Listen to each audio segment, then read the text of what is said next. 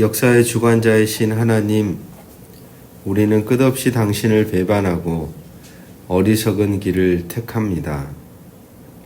심판의 잿더미 속에서도 당신의 긍휼은 마르지 않고 당신은 마침내 회복의 새벽을 여십니다. 우리의 절망이 당신의 소망으로 바뀌는 은혜를 간구하며 우리가 다시 당신의 집을 향해 올라갈 용기를 오늘도 말씀 속에서 우리 가운데 허락하여 주시옵소서. 예수 그리스도의 이름으로 간절히 기도합니다. 아멘. 오늘 우리에게 주시는 기록된 하나님 말씀은 역대하 36장 1절에서 23절 말씀입니다. 오늘 우리는 남유다 왕국의 마지막 장이자 역대기 전체의 마지막 대단원의 마무리를 하는 36장을 함께 읽었습니다. 이 본문은 유다의 마지막 네 왕의 짧고 비극적인 통치, 그리고 예루살렘의 멸망, 그리고 놀라운 반전인 페르시아 왕 고레스의 칙령까지를 담고 있죠. 열왕기에서 이 멸망의 과정을 상세하고 비통하게 그리고 있는 반면에 역대기에서는 이 모든 비극을 놀라울 정도로 압축합니다. 그리고 마지막에 회복과 귀환이라는 장엄한 희망으로 끝을 맺습니다. 그러니까 열왕기와 역대기는 아주 극명한 대비를 우리에게 보여주고 있다는 것이죠.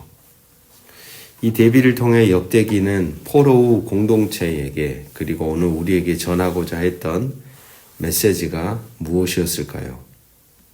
오늘 먼저 1절부터 13절을 보시면 역대기는 유다의 마지막 네 왕, 즉 여호아스, 여호야김, 여호야긴, 시드기야의 통치를 몇 줄로 압축하여 기록합니다. 그들의 기록은 공식적으로 이런 순서로 처리되죠. 즉위하고, 악행하고, 폐위하고, 포로로 붙잡혀 갔다. 열왕기서가 당시의 복잡한 정치, 군사적 상황을 비교적 상세히 설명하는 것과는 아주 대조적입니다. 역대기는 이 왕들의 외교적 실수, 세부 사항에는 별로 관심이 없어 보입니다. 그는 요시야라는 위대한 개혁 군주 이후에 유다의 지도층이 얼마나 빠르게 그리고 완전히 하나님을 버렸는가를 보여주는 데 집중합니다.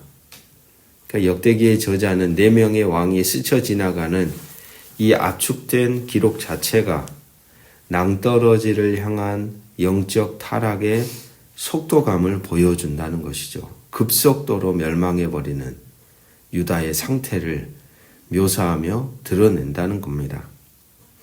그것을 통해서 말하고 있는 것이죠. 이들의 실패를 반면교사로 삼으라는 겁니다. 우리의 신앙도 마찬가지인 것 같습니다. 한번 영적인 타락, 무너짐이 시작되면 그 속도는 걷잡을 수 없이 빨라진다는 겁니다.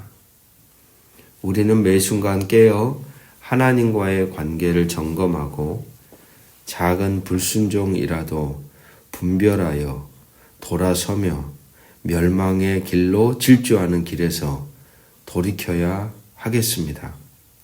14절부터 21절까지는 유다 멸망의 원인에 대해서 열왕기서는 궁극적으로 므낫세에 지은 모든 죄 때문이라고 규정합니다.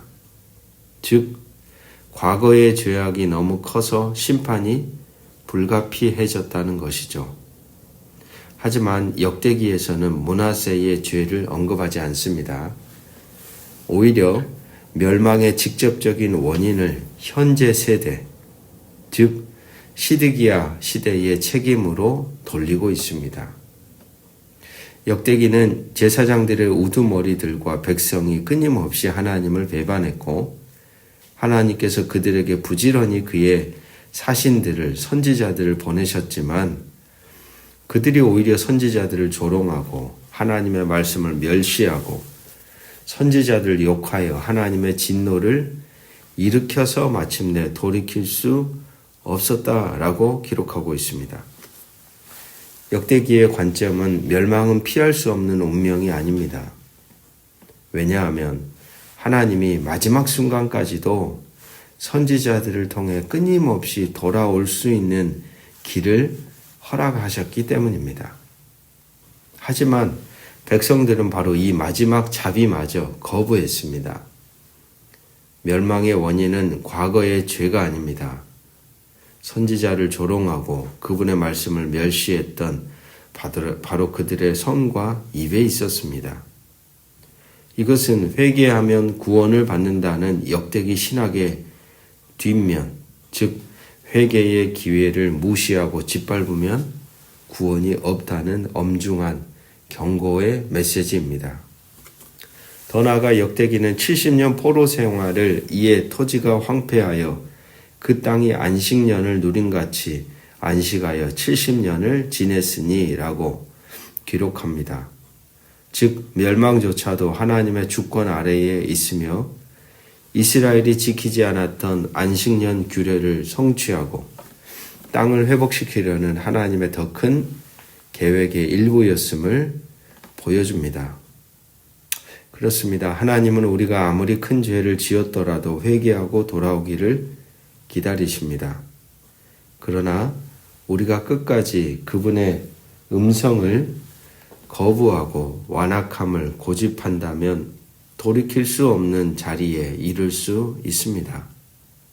그리고 또한 우리의 고난 속에서도 하나님의 더 크고 선하신 계획이 있음을 우리는 믿어야 합니다.